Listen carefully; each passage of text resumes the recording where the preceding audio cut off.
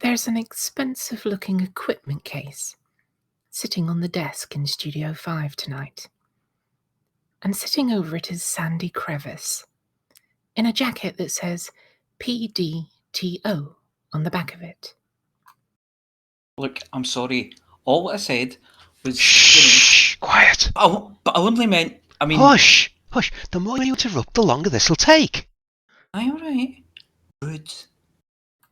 As silence returns to the studio, the designated PDTO carefully opens the equipment case to reveal a lushly padded interior, with 2 smaller compartments. Out of the first, he takes a very shiny decibel meter, which he puts gently down on the desk. He winces at the soft click it makes as the needle on it jumps far to the right. Once it settles back to the 0 mark, he turns to the second compartment and extracts another, much smaller equipment case. Opening this one reveals a velvet-lined interior, and resting within it is a single steel pin. Pulling on a pair of cotton gloves, he carefully lifts the pin into the air, holding it out at shoulder height. Then, holding his breath, with a deft flick of his wrist, he propels it towards the studio floor. He nods in satisfaction as the needle on the decibel meter jumps as it hits, and bends down to pick it up. As he packs everything away again, he turns to the apology officer and says, Technical services take these things very seriously. If you're going to make the claim, we need to validate it. It's station policy. It's no time for the intro now. Well, you'll just have to shorten it. Maybe talk a bit faster. It's so quiet in the orbital tonight you can hear the pin drop. Our mic's alive!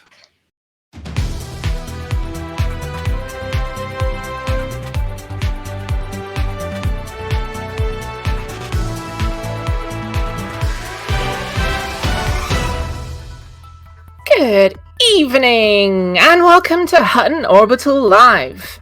And do we have a meaty one for you this week? I'm Amelia Hawke, and I'm looking forward to getting my teeth into this week's headlines. Ooh, roasted or fried? I'm the apology officer. Well, some of us prefer ours well seasoned. If I'd said that about you, I'd have been panned. And as tonight's tech, the only way for this show is well done. And on that note, it's time for the headlines. Interdictions strike unlucky truckers. LCU no longer gone, as Stargoid say, please take him back. Too hot, too messy? Update.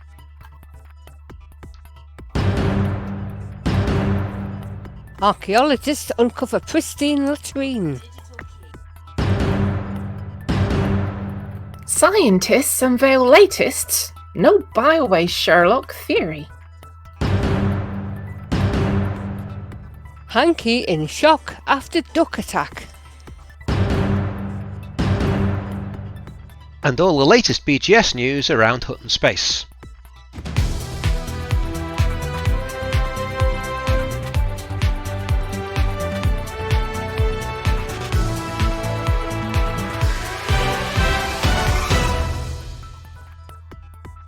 Hutton, not just a place, a state of mind.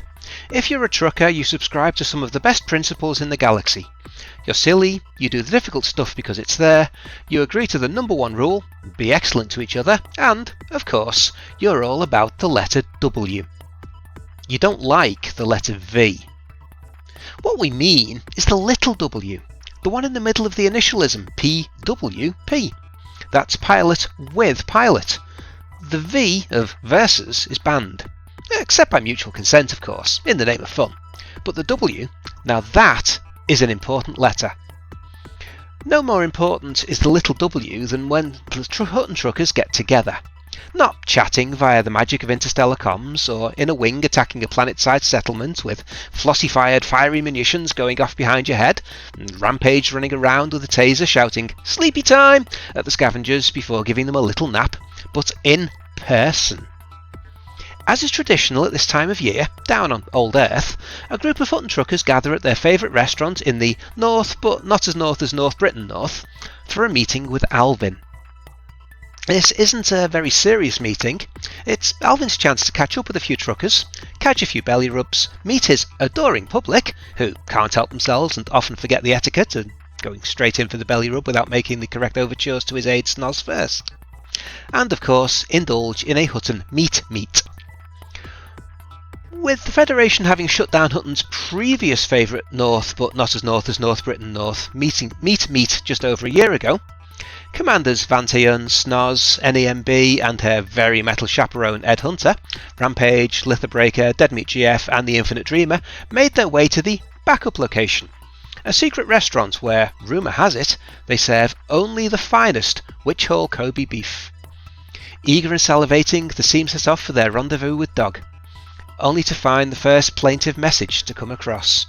Commander Deadmeat hadn't taken into account his rather large notoriety with the Federation, and, on undocking from his point of origin and attempting to perform a 3-point turn, realised that someone had stuffed a potato up his starboard thruster, and, as we all know, a potato up the thruster is a surefire way to spoil your day. His ship coughed once, there was a faint smell of chips, and it ploughed into a wall. "Not gonna make it, guys. Federal saboteurs." Q calling the top secret restaurant to let them know to switch from giant pampered bovine to merely large pampered bovine. Then Commander Infinite Dreamer came on over the comms. "I've got a bit of a problem." It turns out that the epic trucker that had accidentally been shipping meds in to help alleviate an outbreak and accidentally exposed himself.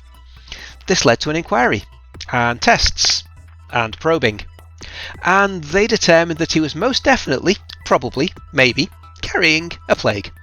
Not the plague, but a plague, of unspecified virulence. However, they were probably sure that it was contagious, and were almost certainly unsure that it affected spaniels.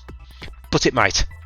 Dr. Don Not Antonacci, and that's a suspicious name, declared that he'd have to quarantine himself and was not allowed near spaniels of any variety for at least a week, even Momus Bog Spaniels. Despite suspecting that the troublemaker was a Komori mafia and not a real doctor, and his stethoscope looked like it was from a kid's playset, better safe than sorry, so the Infinite Dreamer locked himself in his room, as one does not expose Alva to danger without a very good reason. Suffice to say, the remainder of the north, but not as north as North Britain north meet, didn't have the heart to tell the restaurant that they were another trucker short, so girded their loins and left the menu at one large bovine, which, to the credit of the restaurant, was delicious. He's back, and, as it turns out, LCU is none the worse for wear after his kidnapping during the Pilots Federation broadcast. He was found by Canon scientists floating in deep space somewhere in the path of one of the Stargoids with a note pinned to his spacesuit. "Please take him back. We don't want him. We made a mistake. We're sorry. Never send him back." After defrosting LCU and giving him what few of his marbles could be found in his luggage back to him, medical teams decided that he was none the worse for wear for his ordeal, but he really couldn't remember what had happened over the previous week. He was suffering from a lack of vitamin D, but that's normal for a no-fuel-like one, as outdoors is a place that few Canon scientists ever see, eschewing field trips for the most part for the comfort of their labs. His DNA appeared to, at some point, have been unravelled, put through a spin dryer, and then stuck back together again, and at least 2 of his teeth had been replaced with near-perfect replicas. But as far as they could tell, he was still LCU and still vaguely human and incorrigible as ever. The final proof that he was actually him was when they asked how he had escaped. That bit he did remember, by singing. At which point he gave them an example, and the entire medical team had to be admitted to the wing where they've got the good drugs, padded walls and soft lighting. Only one man in the universe can butcher "Oops, I did it again" quite like an LCU, and only one man could do it in a little pink number with fluffy edges while smiling coquettishly like the man himself.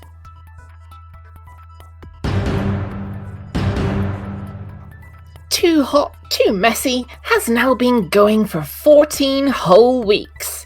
That's almost 2 whole Prime Ministers!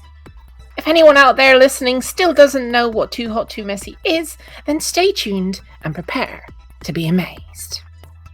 As it's the Hutton-led initiative to deliver Hutton mugs and Centauri Megagen to every single station in the galaxy. This week, Commanders smashed through the 34,000 deliveries barrier, with over 1,300 deliveries of both mugs and gin in week 13. Now that's good, but still down on the almost 2,000 we've been seeing in the previous few weeks. So please, keep trucking and keep the momentum going. Remember, every mug counts, and there's even a real mug on offer that might just be yours if you take part. 2 more commanders joined the effort this week, taking the total to 224 pilots spread across 74 squadrons. And of course, more are always welcome. Naturally, Hutton is blazing away at the head of the squadron leaderboard and have a collective tally of over 14,500 deliveries. The Winged Hussars are in second and have passed the 2,000 mark with over 1,900 muggings. And the Paladins are still solidly in third with 1,371. That shirker, who's not even here to defend himself, is still out in front with 3,000 mugs and gin mark, fading away in his rearview mirror. Some say that he likes to pretend he's the Stig. Chasing him down in the leaderboard, we have a change in second place, with Waller 81 moving past Nemb with 2,278 to Nem's 2,250, now in third. Commander Mouse 8287 is still in fourth, but Infinite Dreamer is now only 140 behind in fifth. 5 commanders have delivered more than 1,000 mugs. And, well, how do we know all this, I hear you ask? Well, because it's tracked by the marvel that is the Hutton Helper and updated live on Too Hot Too Messy event page at hot.forthemug.com/hot_mess_2. At this rate, we'll have delivered a canister of Hutton mugs and Centauri Megagen to every station in the galaxy by, well, before the major future event, definitely. But we aren't going to speculate on a precise end date, as we're still finding more and more stations. The list is now closing in on 203,000. Well, of course, all of you would happily do this just for the glory. We don't feel that's enough. So we're also offering the additional incentive of a chance to win a real-world, gravity-assisted, mods-preventing Hutton mug that you can fill with tea, gin, or anything else that fits you, as happily take Hutton mugs to where no Hutton mug has gone before. Any commander that delivers 10 mugs and gin in a week will be entered into that week's draw to win a real Hutton mug. Well, unless you already have one, of course, in which case you'll have already been immunized against mods, and it doesn't need a booster. 13 commanders have accomplished this so far, and you can see a little golden mug next to their names in the top commanders table. So keep listening for this week's winner to be announced in the banter bit a little later in the show. Well, how do I join in the fun, I hear you ask? Well, first, you need to sign up for the Hutton Helper by following the instructions at hot.forthemug.com/download. And then your mug and gin deliveries will be lovingly tabulated for you by Antarius Fusion's marvelous mathematical hamsters. Archaeologists at Hutton Orbital made a stunning discovery this week, hidden almost in plain sight. With Cubicle 3 and now cordoned off Cubicles 1 and 2, having gone down in Hutton and galactic legend as the most terrible place in the galaxy, but one people go to as quite simply there's nowhere else, when they've just flown an hour and 22 minutes-ish in a straight line with nothing but Bombay bad boy space noodles and a century-old tin of prunes, and you're busting. They discovered that Hutton actually has 4 facilities, and one of them appears to have been sealed and undisturbed for an awfully long time. Yes, Cubicle 4 exists. It has marble floors, wooden walls, shiny brass fittings. It has Art Deco mirrors and even a comfy sofa for those waiting their turn. There's a clean floral aroma. The plumbing works and indeed is a work of art in its own right. And apparently the acoustics are perfect for budding barbershop quartets. Oh, and there's a barber's station. In fact, it's as far removed from Cubicle 3 in terms of quality and style that station authorities immediately declared it unfit for truckers, for fear that they'd spoil it. They declared it a faction treasure and declared it off limits for actually doing a business in the hopes that they can drum up a little of the other business, the tourist kind. Cubicle 4, the place you go where you can't actually go. The washroom that never needs clearing and the only place in the station where floor mopping guy is never actually needed. The only special dispensation is for the station's official barbershop quartet. They're allowed to stand in the middle and blast out a 34th century version of I've Been Everywhere, except of course Cubicle 4. In this week's totally unsurprising edition of Scientists Tell Us the Most Obvious Things, Galnet is full of articles stating that scientists have finally unscrambled the Thargoid roar. You know, the one that happened after the big boo-boo in HIP the other month. So, let's rewind a second. Humanity designed a weapon that was to take out all the Thargoids. Or at least quite a lot. You know, in quite a large area around ground zero. Anyway, we set it off. There was a huge roar. Then the biowaste hit the fan. Now, without the need for science, let's analyze the potential options. Imagine for a second you found a bear. Could be a space bear or a polar bear or a drop bear, but a bear. Let's say you've walked into its winter cave whilst it was hibernating and you've kicked it in a diddly-doo-dahs. Or at least where you think the space bear's diddly-doo-dahs are. Shortly after that, there would be a noise. Maybe two. But the big noise is the one we're concentrating on. If you were presented with the options of the translation being A, oh, hello there, nice to meet you, we've not met, I'm a bear. B, this porridge is too salty. Or C, come here, you son of a bitch, I'm going to rip your head off. Which one do you think would be the most likely?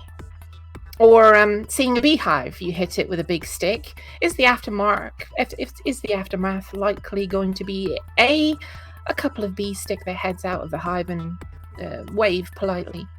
Or B, an angry buzzing noise followed by lots of ouch and probably a lot of lotion, and screaming. So, when scientists claim to have translated the Thargoid roar, they've managed to summarize three things after spotting giant swirly things coming in this direction. Number one, the roar is angry. Number two, it has done the galactic equivalent of called a few mates in to give us a proper shoeing. And number three, the mates have replied to say, bring it on. Now, if anyone wasn't already clear about this, I mean, the Thargoids did smash all of our stuff, and there are 8 pieces of swirly doom heading our way. We yanked the bear's bristly beard whilst it was sleeping in its den. You do the arithmetic. Trust us, you don't need a PhD in xenolinguistics. Royalty. The galaxy is full of it. Kings and lords and barons and earls. Flying through imperial space, it appears that just about everyone has a title, whether inherited or earned, or in a very few cases, appointed, sometimes by themselves. You're simply not allowed to be imperial unless you've got a title, some land, some gold braid, a lot of skeletons in your closet, and of course understanding that real orgies involve cheese. King Hanky of Colonia, first of his name and many times cloned, seems to have come a bit of a cropper this week after a bit of an error. One of his assistant clones sent him a message that there was a duke hunting for him. Hanky, always eager to be recognised by fellow title holders, promptly rolled out the red carpet, got out the best china and crystal, and even ironed his shirt. Whilst waiting in the arboretum over at Fort Mug, OK, it only has one tree and a small shrubbery, but only on one level. He was rather startled when the security team ran past him, screaming. Alarms went off. There was much consternation. It turns out that the clone that warned him that has one small failing: spelling. What he meant to say was that one of the feral inbred Hutton ducks was on the loose. Fearsome creatures with terrible tempers, and yes, it had his scent and was on the hunt for hanky flesh. Needless to say, after swift application of a terrified scream and clobbering it with one of the station chairs, he has asked the chef to serve him duck à l'orange.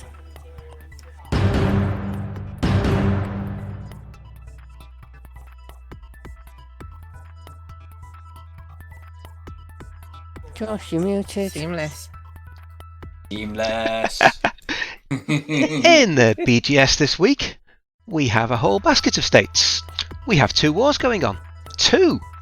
The first is in Stein 2051, where we are currently 2-1 up, and the second is in, you guessed it, Avik. But it's not serious. This time it's the EDF. I'm sure there's an electricity joke in there somewhere. That one's currently at 1-1, so... Stein has on-foot and space combat zones, but Avik only has space. In other goings-on, there's an outbreak in LHS 340, but it's not too much of a concern. There are also pending outbreaks in Epsilon Indy and Narnia. Haghole is pending expansion.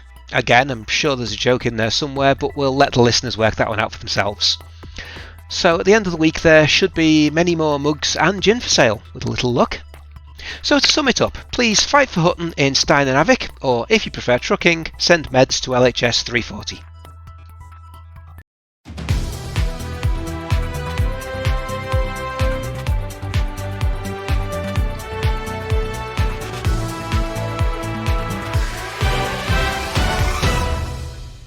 That was like seamless. Really good. That was seamless. Yeah. So Yeah. I'm going to start the ball rolling by saying Chicks isn't here, so I guess none of us will ever know if there was a live stream or not. I'm assuming not. No, there wasn't. There wasn't. Yes. We do have some breaking news though that's come in over the teletype. That, Yeah. General Nocti has just become a grandfather for the 6th Oh, wow. time. Oh, well, good 6 times. Congratulations, Nocti! Right. Congratulations! Woo! No, well, congratulations. That's very cool. Yes, absolutely. So normally what we do when we don't have a live stream to discuss is we have a wee talk about space banter. Things that are Space happening. stuff. Yeah, space banter. Things that are happening Mm. out in real space. I see I'm kind of out of the loop, so you're going to have to fill me in on what's going on in the galaxy currently. We're going for it like kind of. Remember the Sunday Sport used to do headlines like, double-decker bus found in the moon and things like this. I can thankfully say I've never read the Sunday Sport. Oh, you don't need to read it though. Yeah, You just need to look at the Why headlines are and the laugh. pictures? It's just full of pictures. Yeah, but you always wanted to see what the front headline was. So we got one like that. It said, "Dead star eats its own planets." I was going to say babies, but you know what I mean. So they found, apparently, if somebody could post the links in, that would be ideal, and people can look at it and go, "Oh." I'm I on it. can't post links in chat. I can't post links in chat. I'm not special enough. No, I'm not special at all. But apparently it's a white dwarf, apparently 91 light years from Earth. And I tried looking for it by the name. It's got a white dwarf allocation name. Let's see what it was called again. 91 light years. That's not very far at all. It's is not it? that far. I Nope. somehow think it should be out there. So it's WD and then it's space, and it's JAI 2147-4035. And apparently it's in one of the constellations. Let's see which constellation it is. It's like Grus or something like that. I don't think it's Gru. I don't think it's like... Is it surrounded by little minions? Yeah, it is. It's surrounded by bits of dead planet that it ate. So it looks like it's expanded, ate its babies, and then kind of shrunk back down again. There's lots of kind of planetary debris and things scattering about it, you know? That's like so close, it's almost on our lawn. Almost, yeah. It's it's like 1 or 2 jumps in an exploration anaconda, so it's not far at all. Wow.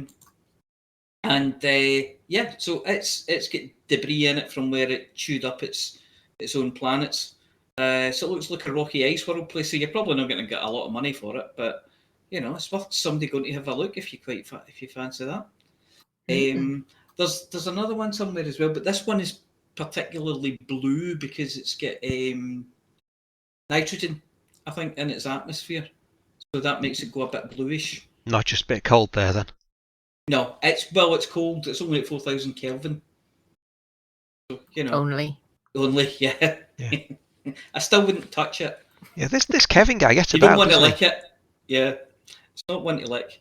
Oh no, if it's that cold, your tongue might stick. Yeah, or burn off, but But it's going to taste of blue. It's going to taste like blue, yeah. Tasty. That's like blue tastes like what? Raspberry? I thought it tasted or that blueberry, but it just tasted blue. Yeah, it tastes of blue. Blue's a nice colour. Blue's a nice colour, probably a nice taste as well. But there you go. And another one. There's planets are forcing the stars to exercise and look younger. Oh, yeah. Can you elaborate? Just a little bit. Not in a way that I would like you to go into deep, in-depth questions, but apparently some of the ones with the kind of hot Jupiters they talk about. Oh yeah. It's almost a star, but not quite a star. Apparently, as the star pulls on it for gravity, these things are big enough to pull back, so they kind of stretch it, and the star crackles and gives off X-rays and things like that, which you would normally only do when it was younger. So anybody looking at it would go, "Oh, that's quite a young star. Look at all the X-rays it's giving off." And then it's like, actually, no, it's just getting pulled by one of its planets. So yeah, Botox for stars.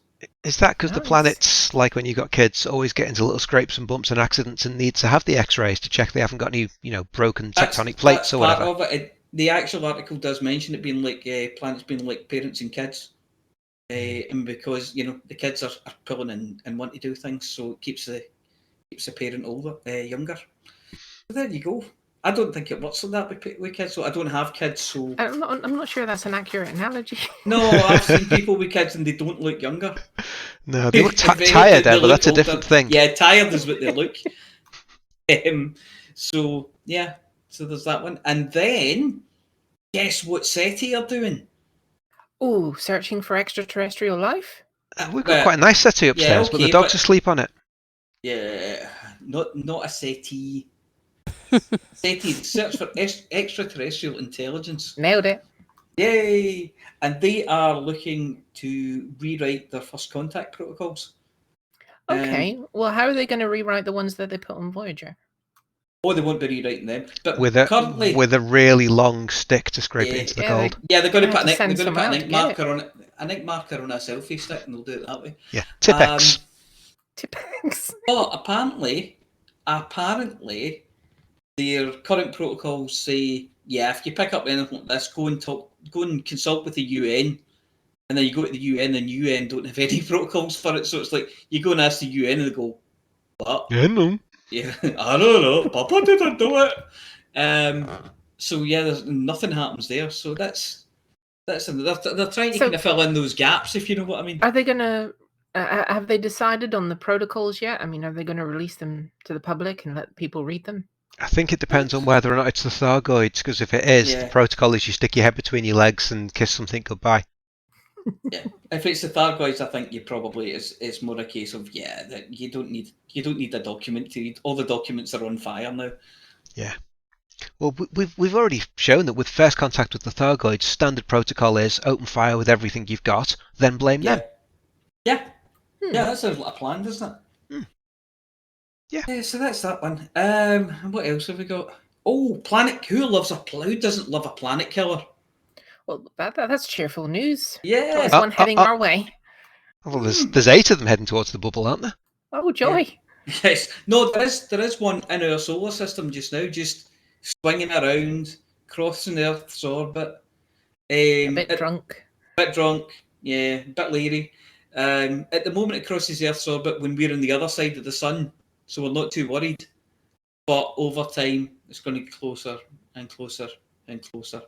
But they reckon it's going to be like hundreds of years. So, you know. That's a shame, because, I mean, I remember the scare that the Hale-Bopp comet caused. Yeah. And I remember looking up in the night sky and seeing it, you know, and I'll never forget that. That was like That was awesome. pretty. Yeah. That was amazing. And I'm not sure we'll ever see anything like that in our lifetimes again. No, I don't think Halley's Comet's due back for quite a while either, is it? 2061, 62, somewhere around that. Yeah. I would say that. Probably be gone by then. Yeah. Certainly Unless be too old to be staying up till midnight looking up at the stars anyway. So. Well, you'll be up for the toilet anyway. That's true. So yeah, unless I can finalise these plans for my cyber enhancements, I probably wouldn't be here either. You need help with those plans. I suppose if we're all downloaded into robot bodies, we should be okay. Yeah, I just need you to get me a hold of some radioactive material, and I'll be fine. Okie dokie, I'll do my best. It doesn't have to be full on uranium, but plutonium will do nicely.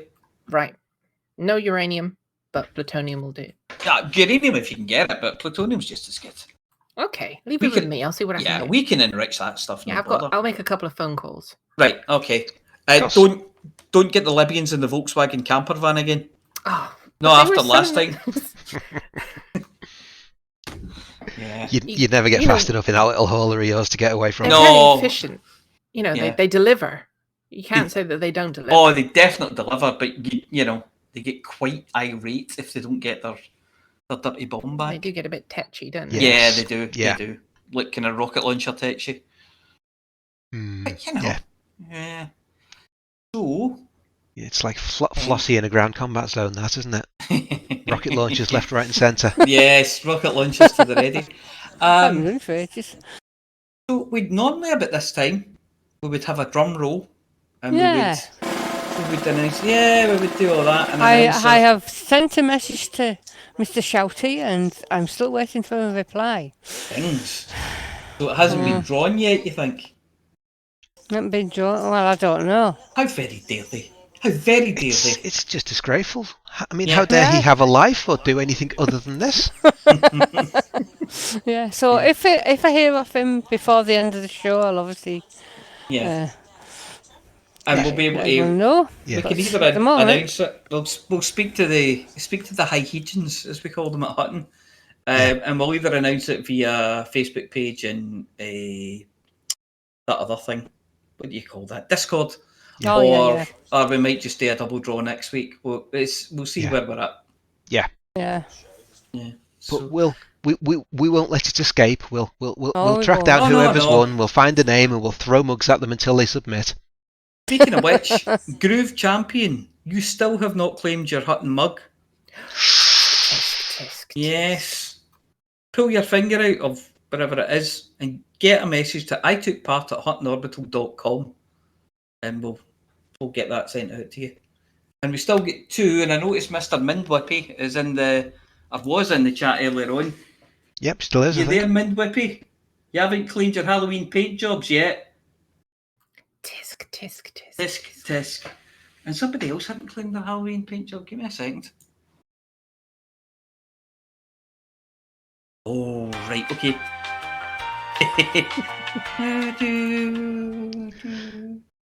I'm still looking. I'm still looking.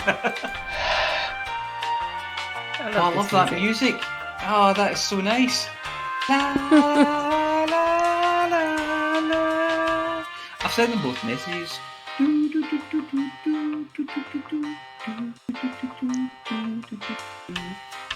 Somebody press the button to the top floor. Admin stuff. No, we're after floor 11.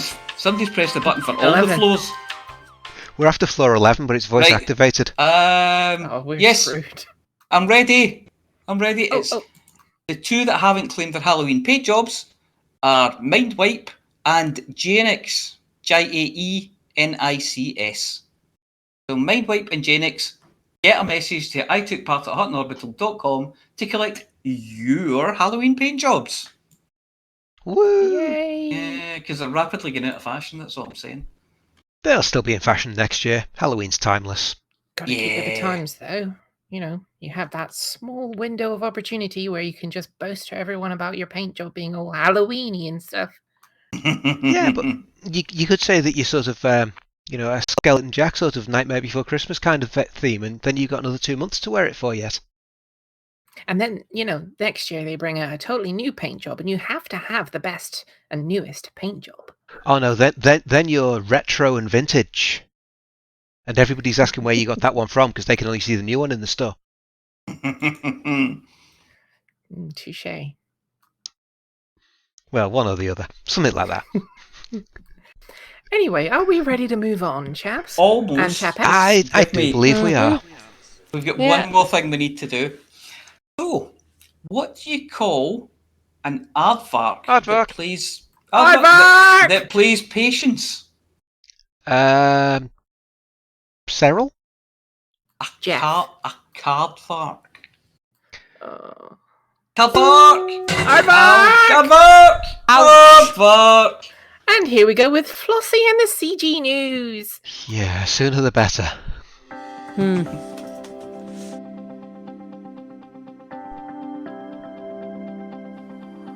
It's Flossy. It's Flossy. It's Flossy. It's Flossy. And the community goes.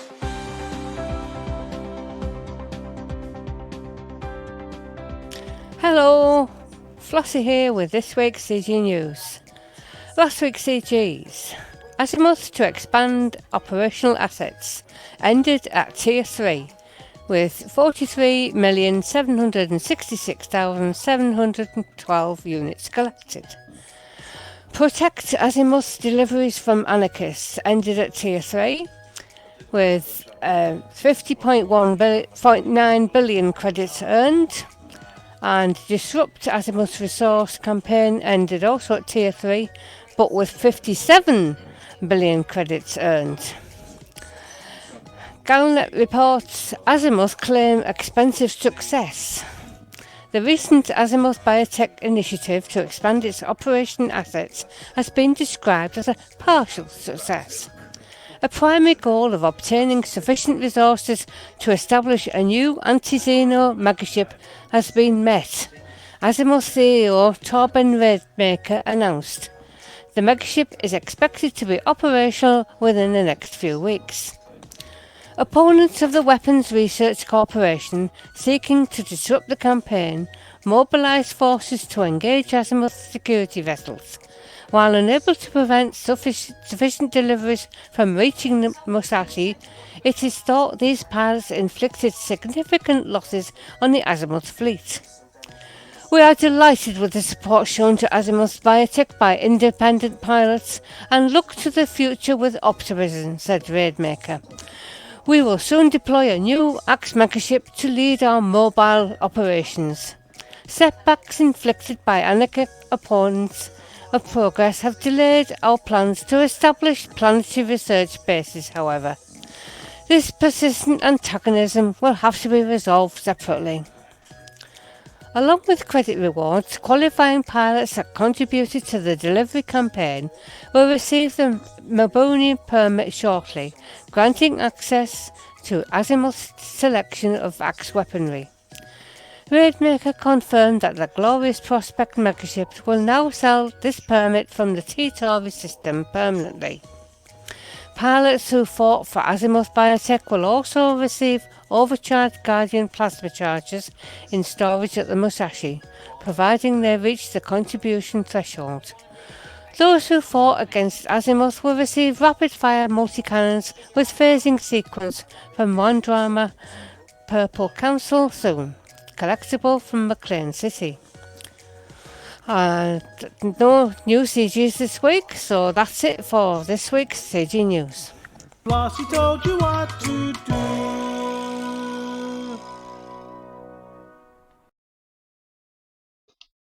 So now it's over to the Stan and Ollie of news to take us up the trail of the Lonesome Pine. I'm not sure if that's meant to be a euphemism or not. Anyway, it's Beetlejude and Wotherspoon with the Galnet News Digest.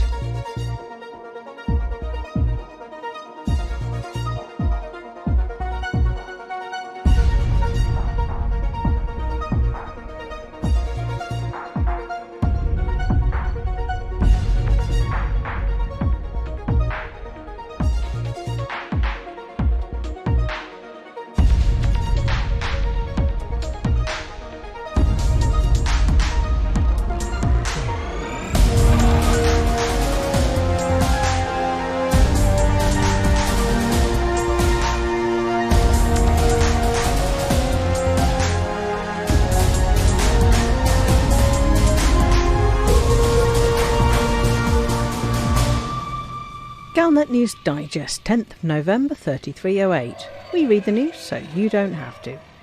In this week's news, we lay 8 extra places at the table.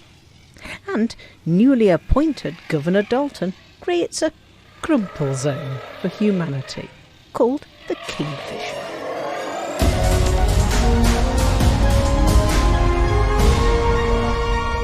Scientists from a number of galactic organisations have agreed. The Stargoids are heading for Earth, or somewhere pretty close. And they're not Stargoids, they're rogue signal sources. The information comes in a paper in The Empirical, authored by research scientist Yarrow Kenyatta, who's been working with the Guardian and Thargoid specialists Ramtar and Ishmael Palin to analyse the objects which they refer to as rogue signal sources. The first of the RSSs was identified at the end of August. By the 23rd of August there were 8, and the number has remained constant since then. The Stargoids, or rather rogue signal sources, can be detected from several hundred light-years away by the full-spectrum scanner that's fitted to all ships, both as an audible signal and as an excess count of signals detected in the top right-hand corner of the FSS interface. The foremost 2 RSSs are now just barely visible with the naked eye from Sol. Opinion is divided about what the rogue signal sources might be. If they're energy weapons, then when they arrive they could cause untold devastation. Perhaps more likely, the phenomena we can detect are distortions in space-time caused by some sort of massive vessels travelling through hyperspace, navigating from star to star, closing the net around their prey. August research organisations such as Orion University, Universal Cartographics and Canon Research have been plotting the course of the massive electromagnetic anomalies. All agree that they're travelling through space at faster than light speeds and that they're converging on the human-inhabited core systems.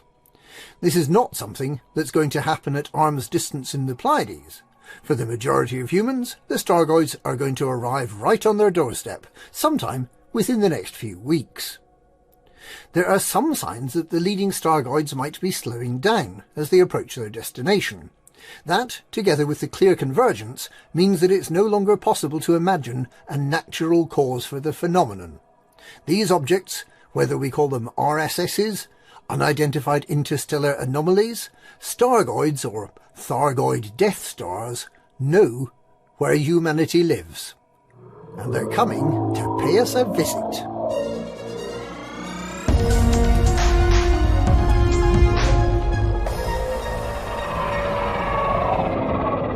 Governor Dalton Chase has been elected to the Federal Congress as the build-out of his grand project, the peace ship Kingfisher, is completed, and the installation of specialist communication equipment begins.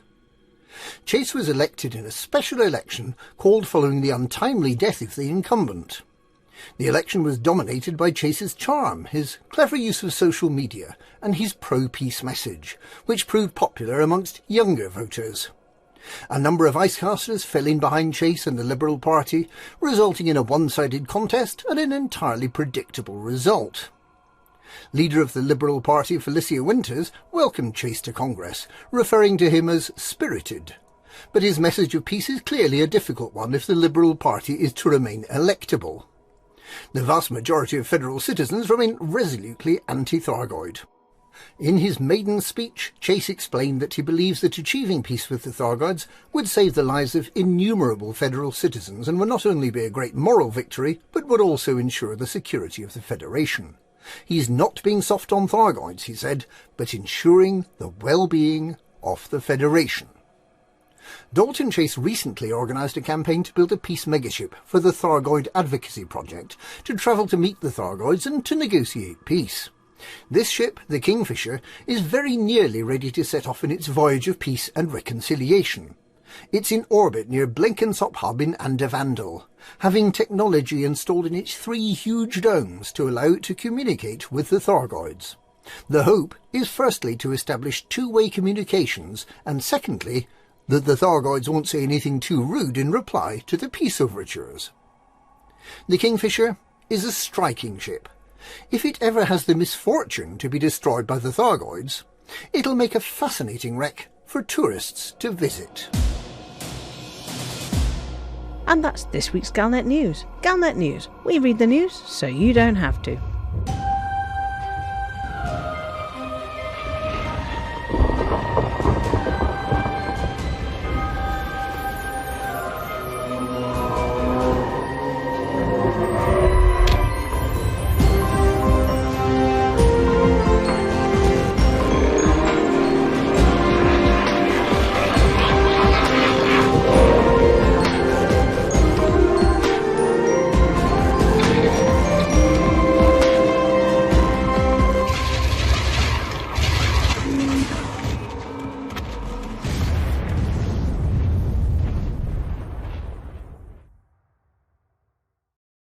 And congratulations to retired Navy IT1 for winning the impromptu question for the skins that Mindwipe has passed on or will be passing on to you.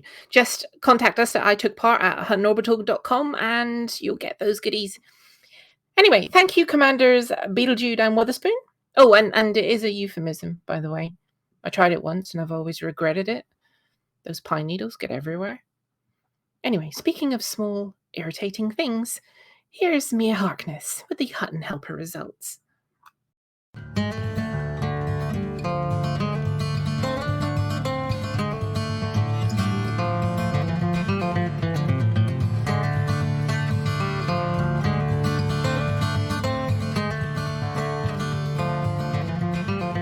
And I've got a winner. Welcome to the Hutton Helper Results. The Hutton Helper Results are sponsored by the Hutton Helper, the only third-party resource to come with a free cartridge packed lunch, in case you get peckish. This week we have the following events: the drop-off at the Cemetery Gates Cup, the Arthur on his motorbike, Champion of Champions Championship, the canteen staff are on strike again, Deja Vu Trophy, the Having a Crafty Fag round the back of the depot charity shield, the Blakey on the Warpath Spectacular, the Olive in the Sidecar People's Choice Award. So, ring the bell if you want off, exact fare only, and no smoking on the lower deck. The Hutton Helper results are: Zulu Romeo jumped 56,000 light years to come first in distance travelled. Torquay Mouse sold 62,000 pounds of cargo. Rincewind Kimbrel is the top mission runner with 378 mission points this week. Alex Zuno was playing games with the numbers this week by handing in 1 billion, 2 million, 3,004 credits worth of bounties. Tragic Backstory handed in 365 million credits of combat bonds, and Chester -141 delivered 1,888 people to their various destinations. So, decals this week for Torquay Mouse, Tragic Backstory, Chester -141 and a radish. Not a radish, Commander. A radish, Commander, yeah. For cargo bot. So if you're a radish, contact us and get your tip. And for everyone else who won a decal, please email itookpart@huttonorbital.com and arrange to collect your Hutton decal kit, which this week consists of Blakey's moustache, Stan's hat and Jack's ticket machine. There have been 17 Hutton runs in the last 7 days, and the top 5 times are Manu Warko with 1 hour 23 minutes and 39 seconds, Uber Dave 5993 with 1 hour 24 minutes and 7 seconds, Tommy with 1 hour 24 minutes and 13 seconds, Norbert Patenod 1 hour 24 minutes and 16 seconds, and Bandicoot 1 hour 24 minutes and 17 seconds. Anyway, there's a whole galaxy of stuff out there needing ejected, appointed, manhandled or woman-handled, smeared, drained, deflected, irrigated, sniffed, snuffled, postponed, hidden from, flipped, mistranslated to and from Spanish, chilled, mugged, gin, shipped, shot, rescued, ticketed, looted, repaired, destroyed, bought, sold, squeezed, inflated, bunked, frozen, liquidated, evaporated, sandblasted, smelled, licked, discombobulated, recombobulated, headbutted, rubbed, compressed, enveloped, strained, fermented, murderized with an S, interrobanged, upcycled, violently downcycled, smelted, loved, adored, cherished and probinated. And you can earn yourself a very fetching Hutton decal for doing it. To get involved, you just have to go to hot.forthemug.com and download or sign up for the spectacular Hutton Helper, now available in 3 formats. Let's face it, anything has to be better than bringing a bird back home when everyone's in. Anyway, that's it for this week. Back to Studio 5.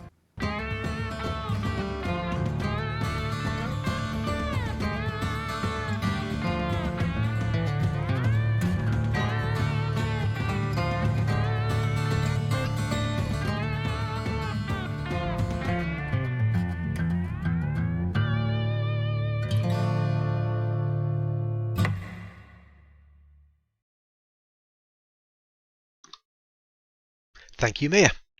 And I believe Helen has come back to us with a result. Shouty has been woken up from his nap. Cattle prods were mentioned. I'm not sure whether they were used or not. And we have an answer on the mug winner for this week for the Too Hot Too Messy. So the winner is, Helen, would you like to pronounce it? NZGL.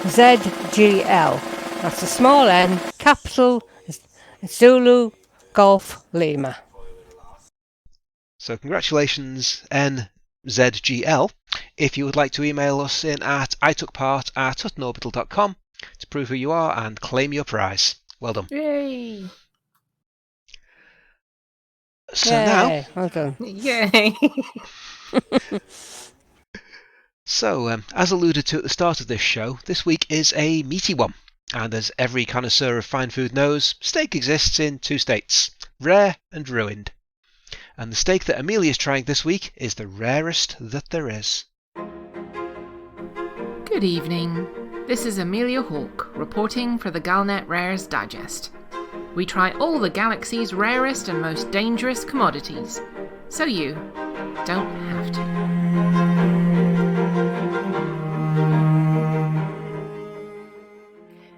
This week, as it's the same week that traditionally Hutton truckers get together, with Alvin, for the annual North, but not as North as North Britain, Northern Meat over in Seoul, which I wasn't able to attend in person, I've been given the task of investigating and sampling the galaxy's rarest and most delicious beef.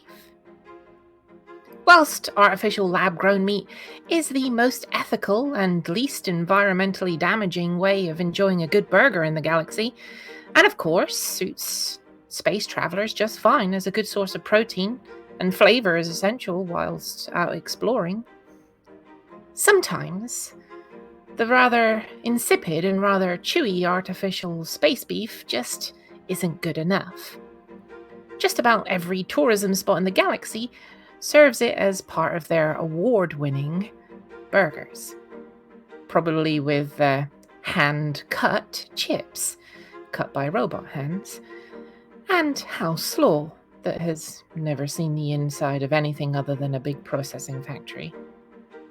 They bandy about the word gourmet and signature to justify inflated prices for what is essentially a collection of cells grown in a lab using science, and at no point has roamed rich grasslands going moo. The Witch Hole system, though, it is one of the places where you need to sate your carnivorous tendencies, and you've got a few thousand spare credits for a simple 12 ounces of their finest. You can chow down on the meatiest and most tender, the tastiest steak in the galaxy. Witch Hole Kobe beef is the 34th century inheritor of a tradition that goes back to feudal Japan, back on Earth. Whilst the name denotes its original name and origin, the cows saved from a deteriorating planet Earth during early environmental crisis, along with the specialists who remember the techniques, are the Wagyu black cattle from Japan. Imported in feudal times from China, then specially bred, pampered and refined over centuries to produce the most tender beef in the galaxy. When the herds were rescued and moved to Witch Hole, it was one very specific thing in mind: the sheer happiness and well-being of the cattle. The finest grains, the most temperate climate, the absence of anything stressful. They live on beautiful grassland, under stunning skies, surrounded by the most peaceful environment that nature has ever created. What's more, these small herds are properly tended. Each head of the herd is allocated a team of 10 care assistants. There's the team that hand feed them the specially chosen grains. There's a hairdresser to give them a good brush each day. The horn polisher's job, well, that's obvious. And there's a masseur and a masseur's assistant. It's grueling work. And even a string quartet to play lullabies at night to drift the cattle off to sleep. They want for nothing. In welfare terms, these cattle have a trust fund, a good insurance policy, a daily exercise regime that involves gently walking to the jacuzzi, and as a result, when they do end their days on the dinner plate, you can almost taste the calm. The melting point of the fat in their bodies is degrees lower than that of any other beef you can buy. Visiting the herd, as I am this week, it's almost a pity to consign these cattle to the slaughterhouse. These magnificent beasts. The horn polishers keep their magnificent racks gleaming. Their coats are lush and healthy, eyes bright. These cattle don't even need to lift a finger to breed. That's dealt with for them by a specially trained team with soft gloves, a big bucket, and a very gentle giant turkey baster. Modern science has given the cattle a voice. They've been fitted with collars that translate the ruminations of the herd into rudimentary language. There's no longer just moo. They can express their hunger, or whether they fancy a dip in the pool, or some daytime TV. They can also express their displeasure. The staff that look after them spend their time in care, but, well, in hidden abject terror. Just one of the cattle sounds grumpy or asks to see the manager, and the member of staff is disciplined. I mean, severely. They're flogged and thrown into a big pit, then flog some more. And to my horror, the pampered bovine that reported them likes to watch. Yes, Witch Hole Kobe beef like nothing more than the misery of their handlers. They're at their happiest, and therefore their most tender and tasty, when they're inflicting misery on those who are sent to pamper them. Lean on that knotted muscle just wrong? A flogging. Miss a note on the lullaby? 2 floggings, a trip to the pit, and probably a week's salary docked. Cause a stampede? Well, that's it. Life imprisonment in the dangerous wing, sharing a cell with someone who probably files their teeth and definitely looks at you the way you or I might look at a nice Witch Hole Kobe beef steak, cooked just perfectly. I've been watching the process all afternoon now, and I've seen firsthand what happens when you upset one of these cattle. A poor lad, younger than many of the team here, made one simple mistake. He asked when his charge was due to go to the slaughterhouse. It probably wasn't his fault that the bullock has exceptionally keen hearing, nor that its color translates everything that is said. I mean, you'd think that they'd turn off certain words like slaughterhouse or steak or pepper sauce. Tenderloin, maybe.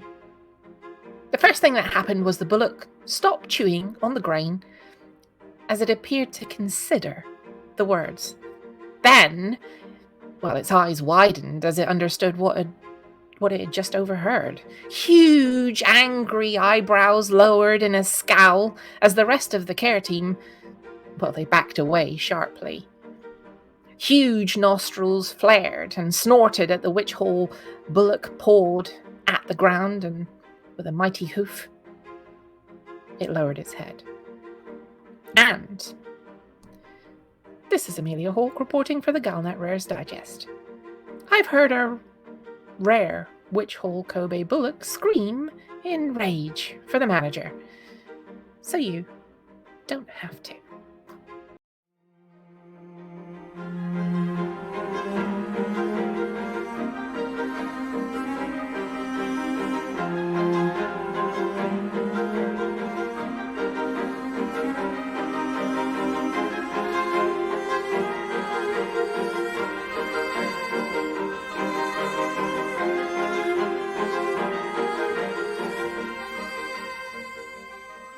Oh, that was awkward. I want steak. Yeah, you don't want you don't want it standing in front of you though, looking very, very angry though, do you? I don't like steak. I don't know if my mic picked it up, but my belly did a hell of a rumble then as I was talking about steak. Yes, I love a bit of steak. I wonder if they do witch hole Kobe chips to go with it. You know what I mean? Pampered potatoes. Pampered potatoes. Pampered potatoes, yes. Can't beat a good old punnet of chips. Yes. Oh, yeah, that'd be nice. But yeah, well, bullocks to that. It's I said bullocks to that. I don't fancy having some very angry, very, very rare beef stood in front of me going, you said what about the slaughterhouse? Yeah. Don't think I fancy it somehow. Yeah, I might just stick to the food cartridges. You know, you can print your own burgers out of them. Print your own burger. Yeah. Huh? Yeah, that's what food cartridges do. You pop it in your food printer, your 3D food printer, and it'll print you out your food. Burgers, you can have hot dogs, you can have... I like hot dogs. And the great thing nuggets. the great thing about it is, if you pick the wrong recipe off the printer, you can't tell because they all taste the same anyway. Yeah, exactly. It's just to change the shape. And sometimes the colour. It's a hot dog. How do you know it's a hot dog? Well, it looks like one. It's long and round. Long and round. Yep. With a sort of a crunchy skin on it. Cylindrical. Yeah. Yeah. On that note, Amelia. I guess it's time to say tartar.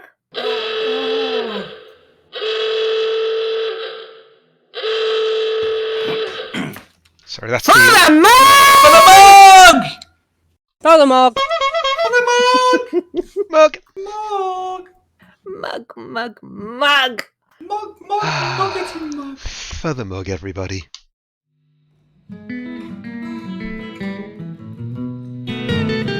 Mics are clear.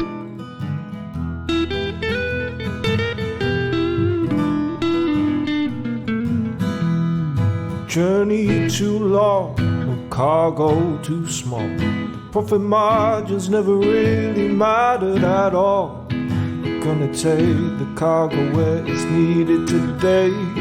Super cruising all across the Milky Way. We're taking anything, anytime, anywhere. Loading all the teen out to the brim with the rest for the more, for the more, for the more, for the more. Yeah, you know just where we're coming from. For the more, for the more, for the more, for the more.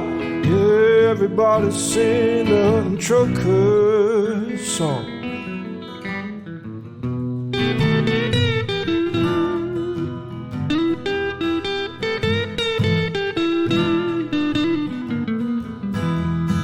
Flossy always seems to crash into the sun. Skibble likes the pilot on the Xbox One. Alvin at the free, you know he leads us well. Trucking across the galaxy, now everybody out for the more, for the more, for the more, for the more. Yeah, you know just where we're coming from. For the more, for the more, for the more, for the more.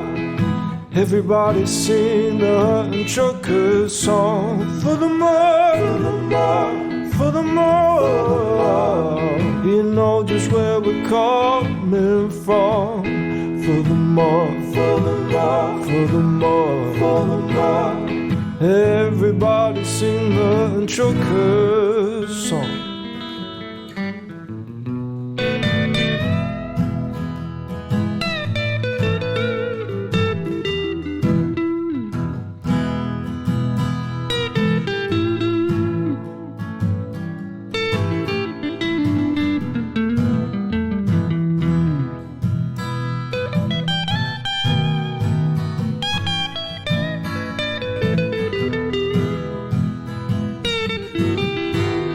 So give me a large path that I can land on, and I'll give you cargo and sing you my song.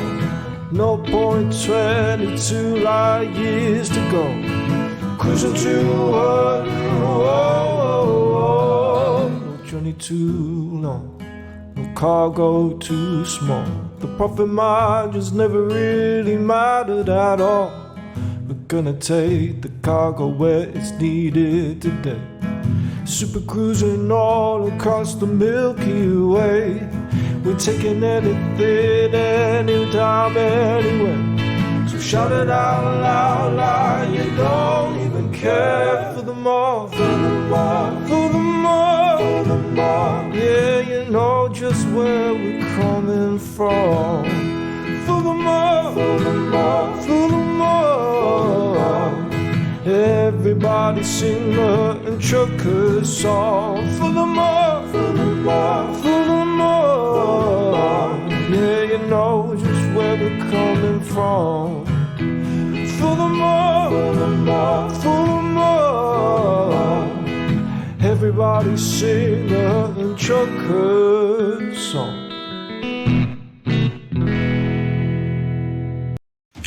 Well, ladies and gentlemen, we're very sorry, but that's the end of the show. Everyone's buggered off now, so why don't you bugger off too? Seamless.